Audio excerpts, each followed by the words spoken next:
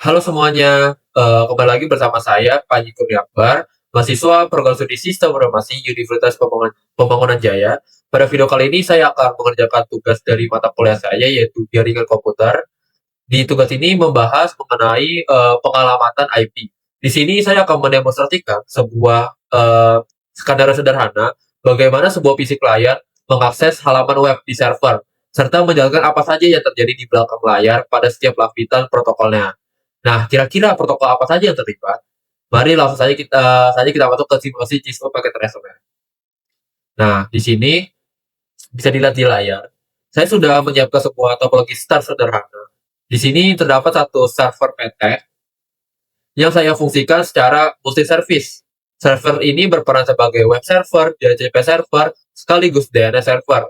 Kemudian ada satu switch 2960 sebagai penghubung, dan di bagian bawah terdapat 4 PC client yang mempresentasikan komputer mahasiswa, seperti itu. Jadi semua perangkat ini terhubung menggunakan kabel strike through karena menghubungkan perangkat yang berbeda layer, yaitu dari PC ke switch dan switch ke server. Nah, mungkin sebelum kita mulai simulasi, mari kita pastikan konfigurasi servernya terlebih dahulu. Saya akan membuka server PT. Saya akan membuka desktop ke IV configuration. Nah, bisa dilihat, IV server sudah diatur secara statis atau statik di 192.168.10.1.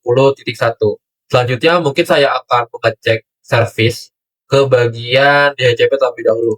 Bisa dilihat, layar DHCP sudah dalam posisi on. Jadi nanti klien akan mendapatkan IP secara otomatis. Selanjutnya saya akan membuka service DNS. Sama halnya juga, layanan DNS juga sudah on. Saya sudah membuat domain www.panji.com yang mengarah langsung ke IP server ini.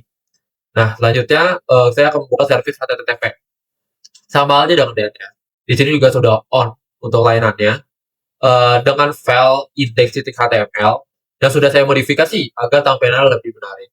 Ketika saya buka edit, nah di sini adalah isi dari index.html yang sudah saya modifikasi. Seperti itu. Kita klik silang saja.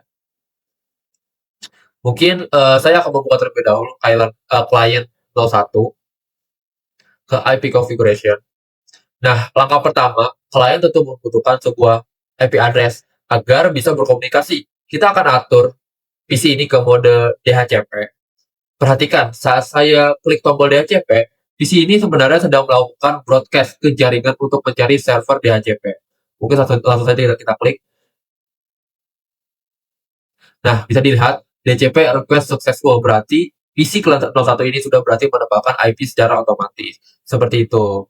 Jadi di tahap ini protokol yang bekerja adalah DCP pada application layer. Jika kita melihat lebih dalam ke transport layer, DCP menggunakan protokol UDP pada port 67 dan 68. Mengapa menggunakan UDP? Karena proses ini membutuhkan kecepatan dan bersifat connectionless atau tanpa perlu membangun koneksi yang rumit di awal. Seperti itu. Nah, bisa dilihat juga kan berarti sini udah berhasil. Yang sudah saya bilang tadi kalau semisal udah mendapatkan IP secara otomatis. Seperti itu. Kita next lagi. Mungkin selanjutnya saya akan klik tombol simulation.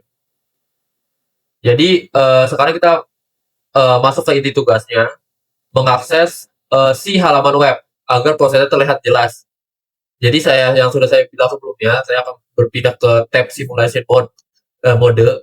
Di sini saya hanya memfilter si DNS dan HTTP-nya saja agar tidak terlalu rumit pas saya memulai simulasinya. Seperti itu. Saya akan klik ke PC client 01 ini. Saya akan masuk ke si web browser. Nah, saya akan ketikkan www.panji.com. Saya klik go. Nah, selanjutnya saya akan klik play di sini untuk menjalankan simulasinya. Bisa dilihat kalau ada paket yang berwarna coklat ini, yang keluar ini belum paket web, melainkan paket DNS. Mengapa DNS duluan? Karena komputer berkomunikasi menggunakan angka atau IP address, sedangkan kita mengetikkan nama domain, jadi PC bertanya ke server, berapa IP address dari www.panji.com. Nah, proses ini terjadi di aplikasi layar menggunakan protokol DNS. Pada transit layer, DNS menggunakan UDP port 53, jadi intinya seperti itu. Mungkin langsung saja kita tes lagi simulasinya. Dia akan ke server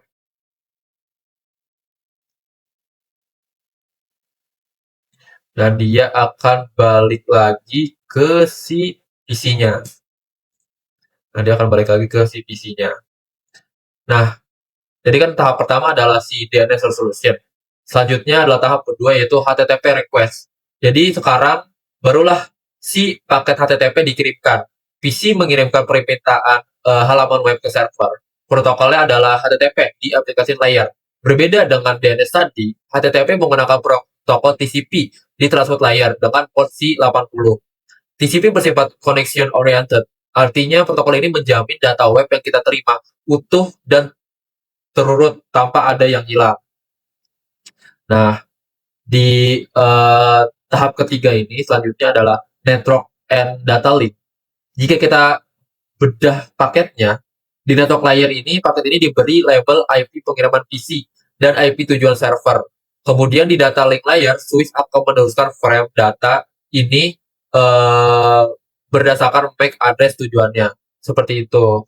Kalau kita play di sini, sama halnya seperti yang saya bilang sebelumnya, dia akan mengirimkan amplop kedua yaitu HTT apa TCP. Kita play seperti apa. Nah, dia mengirimkan amplop kedua. Dia akan mengirimkan ke PC lagi.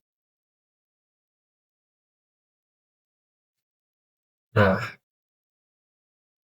balik ke switch dan balik lagi ke PC client. Nah, kalau kita play lagi ya, ini sama halnya juga. Dia akan balik lagi ke si PC client-nya. Nah, nah, nah, intinya si paket ini sudah berhasil kembali ke PC dan halaman web berhasil dibuat. Nah,